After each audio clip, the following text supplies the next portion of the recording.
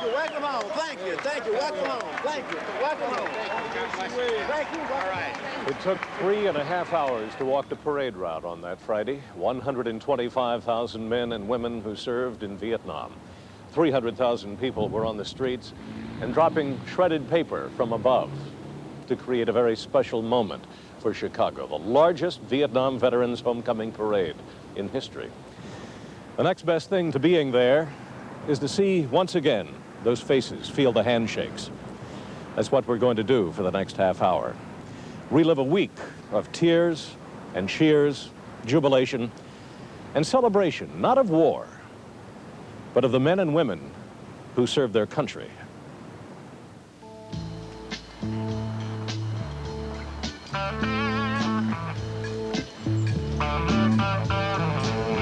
It's been a long time coming. I was skeptical about it until the night before, and even the morning of, until I got to Navy Pier at about 8 o'clock in the morning. And just, it was a sea of people. I need a piece to be along, a piece to be along, a piece to be along.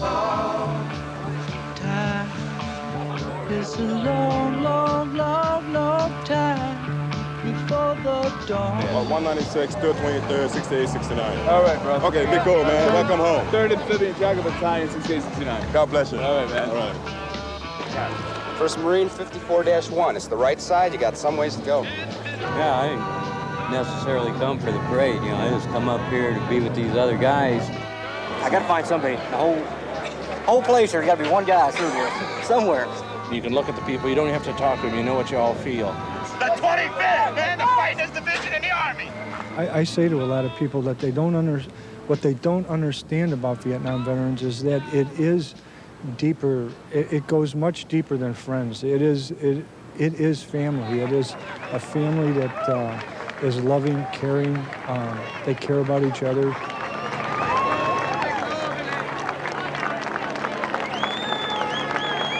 This was kind of a free form, just people's march. That's right. That's the character of it that makes it in many ways more emotional than it might otherwise be, is that people even leave the sidewalks to join the parade because of a spurt of emotion.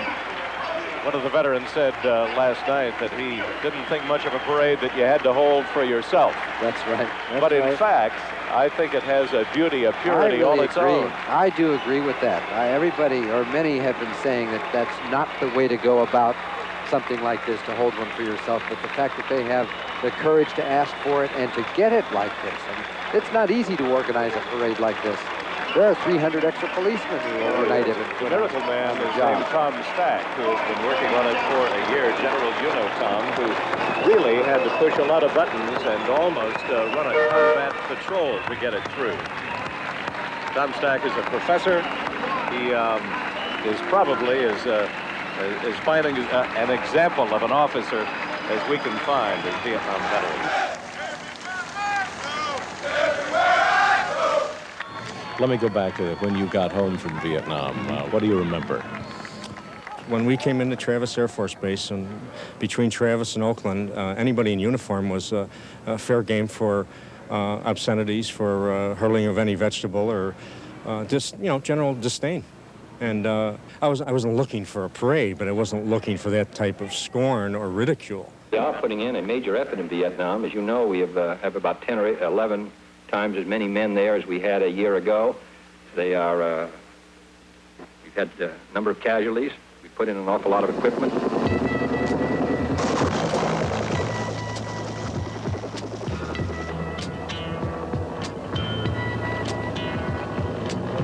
There's something happening here.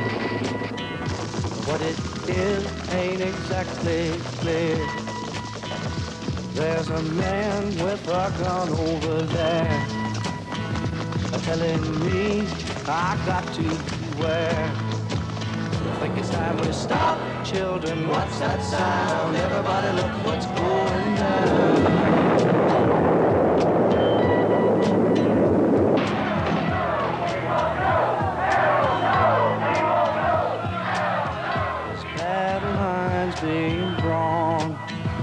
Nobody's right if everybody's wrong. Young people speaking their minds are getting so much resistance from behind. Time we stop. Hey, what's that sound? Everybody look what's going down. I shall not seek, and I will not accept the nomination of my party for another term as your president. What a field day for the heat. 1,000 people in the street, singing songs and carrying signs. Mostly say hooray for our side. It's time we stop. Hey, what's that sound? Everybody look what's going down. Delegates to this convention do not know that thousands of young people are being beaten in the streets of Chicago.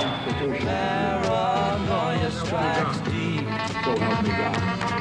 Into your life it will creep. It starts when you're always afraid. Step out of line, the man come and take you away. We better stop. Hey, what's that sound? Everybody look what's going down. Stop. Hey, what's that sound? Everybody look what's going down. We better stop now. What's that sound? Everybody look what's going. We better stop.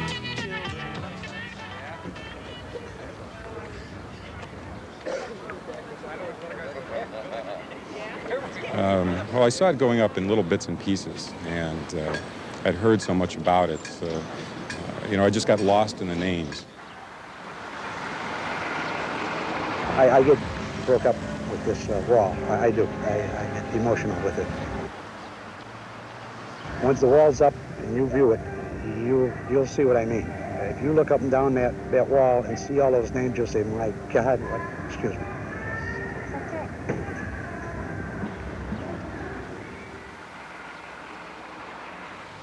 Far more powerful than I had expected. Laid out, about 100 feet long. This is 3/4 scale of what the memorial is in Washington. And all this is part of it because you have to do your own search. The names are not listed in alphabetical order, but rather by the way they were killed in battle. There is one question that jumps out at me when I come to the wall, and I think it really holds the memory and the reason that it has such an emotional impact, and that is what might have been 58,000 times.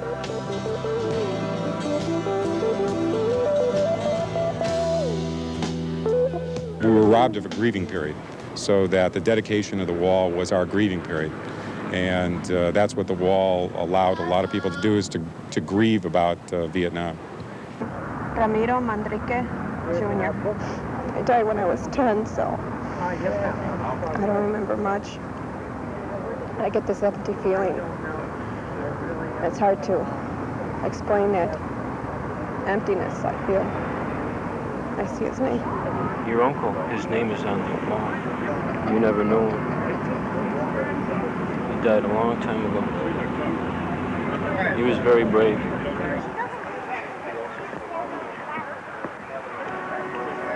This man here gave his life for me, and I'll never forget him. That's why I named my daughter April John. The rest of my life, this man will be part of me. I think it was probably one of the first times that some of my kids have really understood what I probably did or went through in Vietnam, is that my 8.5-year-old, as we went up there, I completely started to cry. There was a helmet placed there by somebody from the 25th that had a lot of names on it. And I grabbed my son real hard, and I really started to cry very hard. And he kept saying to me, he says, Dad, why? Why are you holding me so tight?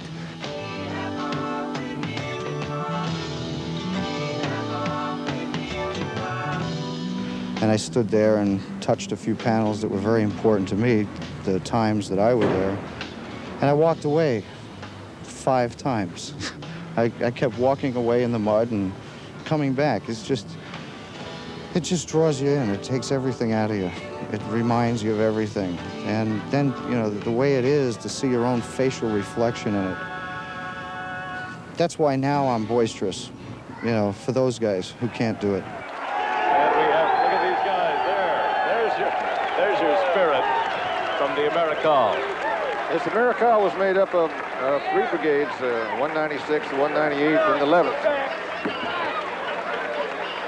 You're back, and where are you from? From Vietnam, we're from around here, Melrose Park, but we're from Chu Lai, Vietnam. Chu Lai. Duc Pho, Duc Pho. Okay, why is the homecoming parade so important to you right now? Well, it's been 17 years. I was a medic. There's a lot of friends of mine I looked at on the wall, and I know they're not here, and it's a big thing for me emotionally, and it's also a big thing for me, for them. So you're remembering the men that didn't come home. Right, that too, and plus recognition that we did our part, and we'll come back and being thanked for it. Why was the Americal the best? Why? Well, because I was in it. Spoken like a... That's a good reply.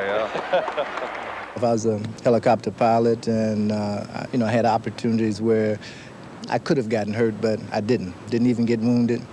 And I happened to march on the line where General Westmoreland was, but the gentleman that marched like right in front of us, who you know, was an amputee and marched the parade route on his arm, you know, it really brought tears to my eyes. Now that kind of shook me up, you know, just the contrast that, well, we both served, but you know, here I'm intact, and you know what he gave up, but then his attitude was so, you know, jubilant. I mean, he was enthusiastic, and you know, it just really moved me. That got to me.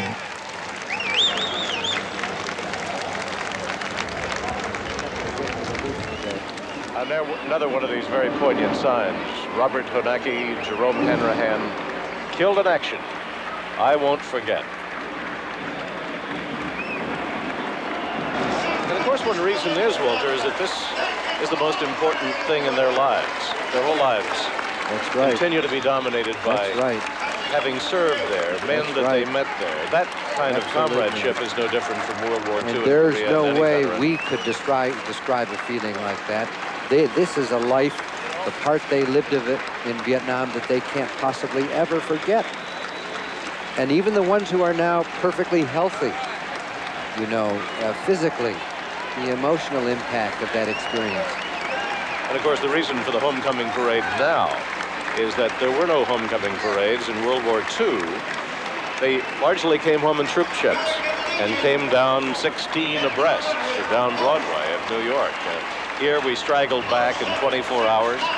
I was medevac. There wasn't any homecoming, but we were on an airplane, and there was people protesting because we landed in Philadelphia, and there was a bunch of guys with us, but I was on a stretcher, so we kind of got off the back of the plane, and they got off the front of the plane.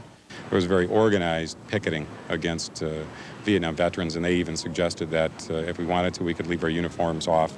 If not, you know, take them on, take them off, whatever we wanted to do. And they suggested we actually take our uniforms off. That was the Army doing that. People that you would try to explain what your experience was and how you felt, they didn't understand it. They had no idea or no conception of what you had just gone through or what you had just experienced. So compared to when I first came home to what happened a week ago, it's the difference between night and day. It really is. Let's try and capture this emotion. We have the 4th Infantry Division now coming down and chanting as they pass the reviewing stand. There's an esprit there that can't be denied. Yes, there is. That's as you see on their flag, they're the Ivy Division. They fought in several places in Vietnam, and they fought a long, hard time. They fought mainly against North Vietnamese troops, regulars. So this outfit, and those soldiers you've seen out there, saw some of the toughest fighting in Vietnam. And again, many of them going by just to get a look at General Westmoreland. The veterans look here, they've stopped the parade so that they can go get to up him. That's right. And say hello. Just pay their respects one time, applauding him in the middle of the street. He has said that these people didn't start the war. They didn't lose any key battles, which is true. But they got the cold shoulder. Well, it certainly isn't cold anymore. waving an American flag here and there just to get a look at him in the homecoming parade that they all wanted and have been denied for about 11 years. Well, looking at him, I wonder about Walter's remarks. He looks like he fits his uniform very well. There were members of combat battalions who were at the wall and at these reunions literally searching for one another. I don't know if you were at some of them yourself, General, but you saw people, or they saw people they hadn't seen in 15 to 20 years, and they recognized each other through voices sometimes, taps on the shoulders, a hug around the neck, you know, and turned around, and there was a buddy who had been in a foxhole.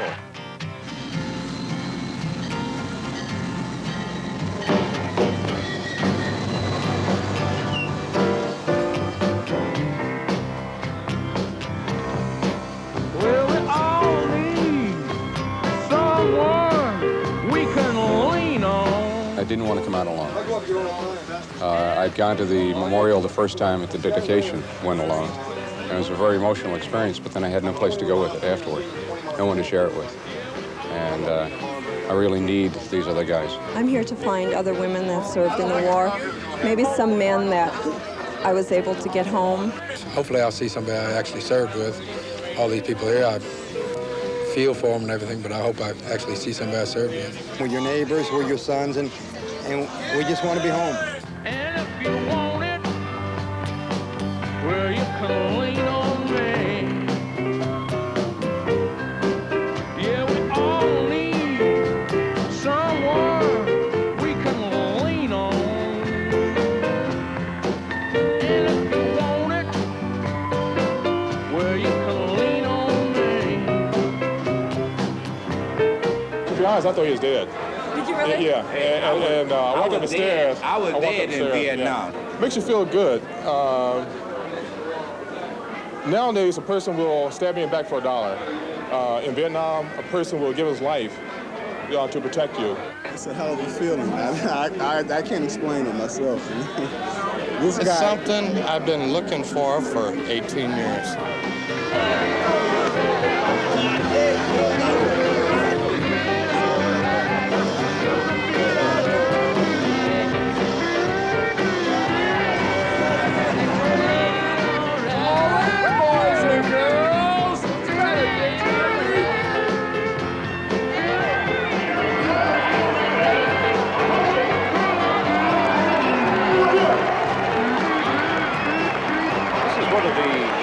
Vietnam Veterans Organizations coming down LaSalle right now. Vietnam Veterans of America. This is an Illinois chapter, and their banner has the Memorial Fund. They've been very active in promoting such causes as Agent Orange and post-traumatic stress. And there are now Vietnam veteran chapters in every state in the Union.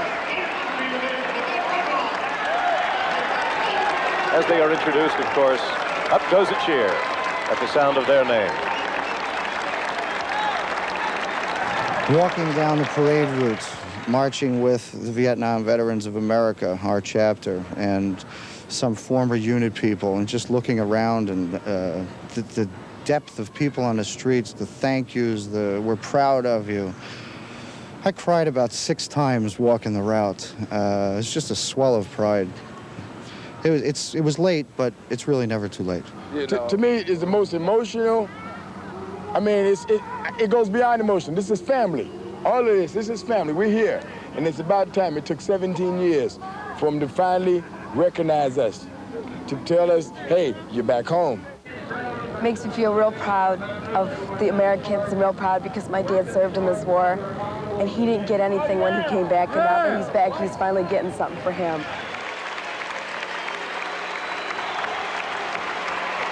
These young children will be remembering the war from a chapter in a history book, and you know that we've passed that time, and maybe the times have passed us by when you go into a high school class these days, and they say, well, it says here in the 3rd paragraph of the 1st chapter that it was an unpopular war. Today for everybody to help everybody out. Found a little young person here who was standing in the crowd, got a little too heavy, Well, a little too heavy for his mother. She needed a good spot to see the parade. You can see it all. You want to wave at the soldiers? You know, darling, you are one of 300,000 people who have come out to watch this Veterans Parade. This is a bigger parade than there was in New York. You'll have to remember that. The police. Yeah, that's right. See She'll that? start Now crying you're on here in a minute. television, too. It's a happy Get day. hauled off. We don't know who she is. her We name. just picked her out of the crowd. She's going to be 4 years old pretty soon.